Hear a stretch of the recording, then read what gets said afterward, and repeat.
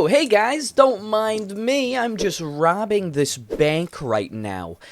Why the hell is Skylanders Imaginators for the Nintendo Switch over $400? So a couple months ago, I made a video talking about my love for the Skylanders franchise growing up, and while doing research for that video, I became hyper fixated on the fact that Skylanders Imaginators is stupidly expensive. At first, I thought it was just an anomaly and Amazon was upmarking the prices to give Bezos a little bit more money for his employee torture chamber, but the more I checked, the more I realized that these prices are just absolutely absurd. So I decided to buy it. Okay, there is a bit of a catch here. I didn't actually buy the Nintendo Switch bundle since I'm a broke, degenerate college student who doesn't want to spend $400 on a children's game that was released in 2017. But I did buy the game for the Wii U, which was substantially cheaper. Like most people my age, I had a crippling obsession with the Skylanders franchise growing up. I was spending every single one of my mom's paychecks on the figures, was lined up outside of Target before every new release, and watched the equivalent of 10 years worth of the Skylander boy and girl. But after Skylanders Superchargers released, which I barely even played by the way, I never returned to this franchise. Maybe it's because I got older and fell in love with virtual gambling, or the franchise just simply fell off. Whatever the reason may be, I didn't buy Skylanders Imaginators when it was first released, and to be honest, I barely even knew this game existed until like 6 months ago. With the older Skylanders games, you couldn't walk into any retail store without being bombarded with some sort of Skylanders marketing. There were kiosks, cardboard cutouts, and giant walls filled with plastic that you could play in a video game. But when it came to Imaginators, I feel like I never saw this game being promoted. Also, a couple months ago when I finally saw a little bit of footage, gameplay, and let's plays of this game, I genuinely was just uninterested in playing it and had no reason to purchase it. Until today, since so many people commented on my video saying, "LaiyenZ, check out Skylanders Imaginators, please. You won't regret it." And now I own the game. So let's talk about the final game in one of the most interesting franchises in video game history, the sad demise it had, and the potential revival we can see in the future. The story of Skylanders Imaginators actually begins 2 years before the game released, when in 2014, Skylanders Trap Team finished development and made its way to the public. If you watched my original Skylanders video, you would probably know that I love Skylanders Trap Team, and it's tied with Swap Force for the game that I spent the most time and money on. The gimmick was amazing, and the marketing push that Activision did for the game was nuts. We basically saw the Skylanders equivalent of US military propaganda posted as a commercial break on Cartoon Network. You couldn't go anywhere without seeing this game. Also, 2014 to 2015 was around the time when Toys to Life was seeing the most success. Every company wanted to dip their grimy little toes in the industry,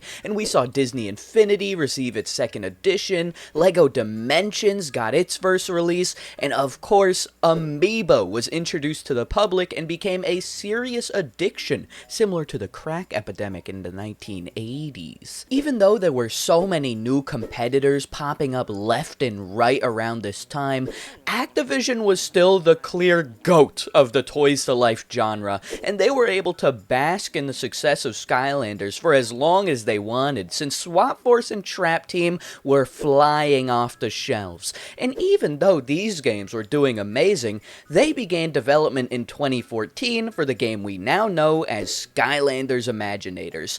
However, Imaginators was not actually the sequel to Trap Team. Instead, that title goes to Superchargers. Okay, I have no place to hate on Superchargers since I forced my mom to buy it for me and proceeded to play a whopping 10 minutes of it, but it's no debate that this game was not that successful in comparison to the rest of the entries in the franchise. Superchargers was released in 2015, just a year after Trap Team, and although the game has favorable reviews and some really cool Nintendo Bundle exclusive Amiibo figures that I want so badly, someone please give them to me, the sales numbers show that there was clearly a decline happening from the previous Skylanders games. However, this issue wasn't just for Activision and the Skylanders franchise. franchise, since there was a decline in every Toys to Life franchise. The third edition of Disney Infinity did not do too great, and was actually the final game in the series before Mickey decided to shut the whole Toys to Life operation down. The only Toys to Life franchise that was really able to survive was Amiibo, which was being gruesomely consumed by degenerate Nintendo goblins.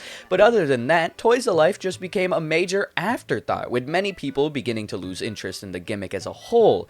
But Activision was still way too attached to the concept of it, since it made them so much money. Oh my god. So even with the extremely clear decline in popularity, Activision decided to give Toys to Life one more shot following Superchargers by releasing Skylanders Imaginators in October of 2016. Originally, this game was released on the PlayStation 3, PlayStation 4, Wii U, Xbox 360, and Xbox One. Sadly, unlike the previous games, we didn't get a Wii or even 3DS entry, since Activision believed those games had technical limitations, which makes me really sad due to the fact that I'm the #1 3DS glazer. There were two different variations of the game that were released on launch day. There was the basic starter pack that all the normie peasants bought, and then there was the super epic Dark Edition starter pack, which included more accessories and these drip to death chromed out figures. Also, there was a Crash Bandicoot edition of the game, which was really cool. It included a Dr. Neo Cortex and Crash figurine,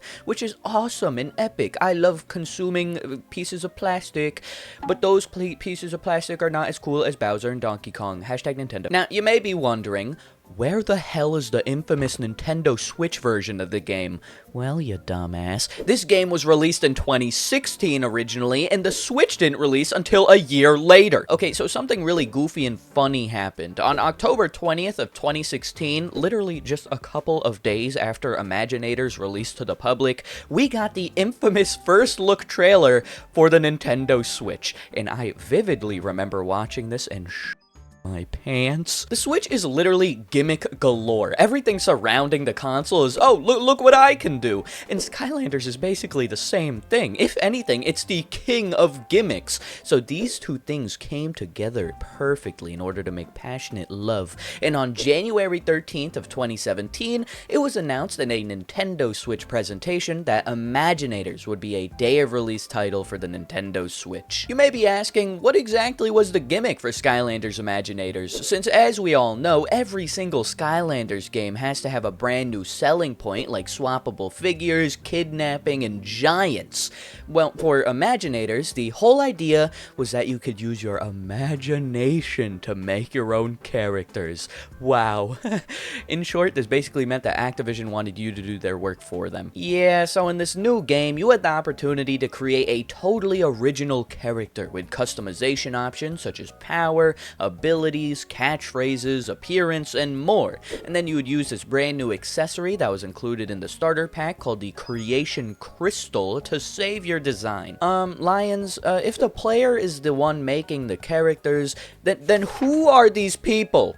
Well, these figures are the Senseis, and to be completely honest, they're useless. So the Senseis are super powerful characters that consist of old villains in the franchise and totally new designs, and there's a total of 31 figures that you can spend your parents' money on, which is very nice. I love spending money.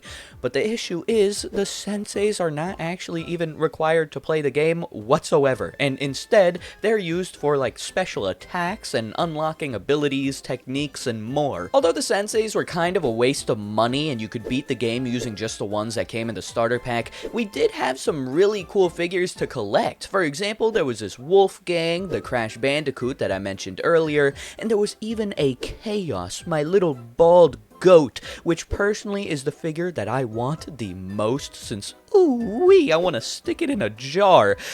But oh my god. This brings us to the reason why I made this video in the first place. The costs. Everywhere you go, you will notice that Skylanders Imaginators starter packs and even the figures are stupidly expensive. Except for the PS3 and Xbox 360, which you could get for fairly cheap. But everything else has the potential to put you in borderline debt. Some of the most expensive Skylanders figures to ever exist came from the Imaginators era and are going for loose prices of over $200. characters such as Chompy Mage, Sensei Robo, and Rock Candy Pinata. But the biggest catastrophe to the average person's wallet has to be the infamous Nintendo Switch Starter Pack, which can reach prices of nearly $400.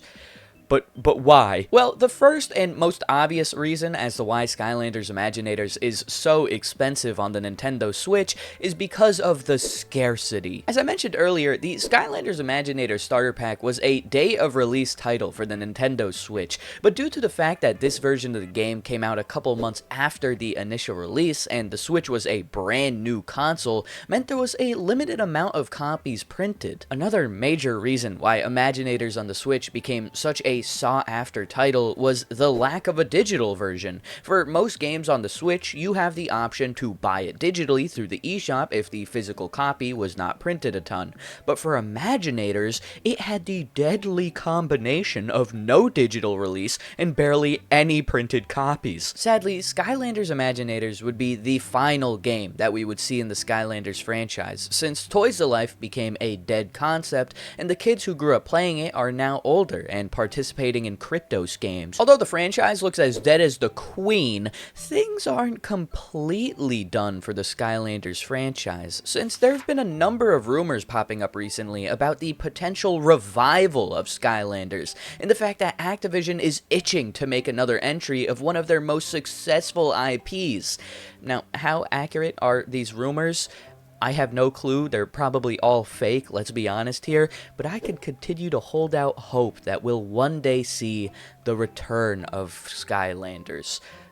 Please, I'm begging Activision, just do it. I need something to spend my money on again. Thank you all so much for watching today's video. If you liked it, make sure to drop a like. It always helps me out. And comment down below if you think we'll ever see the return of Skylanders. Also, huge thanks to all my channel members. I truly appreciate you all. And finally, make sure to subscribe if you haven't already done so. Only this percentage of people are subscribed, and it makes me so sad that you guys just don't want to subscribe. Please, just subscribe. I'm begging.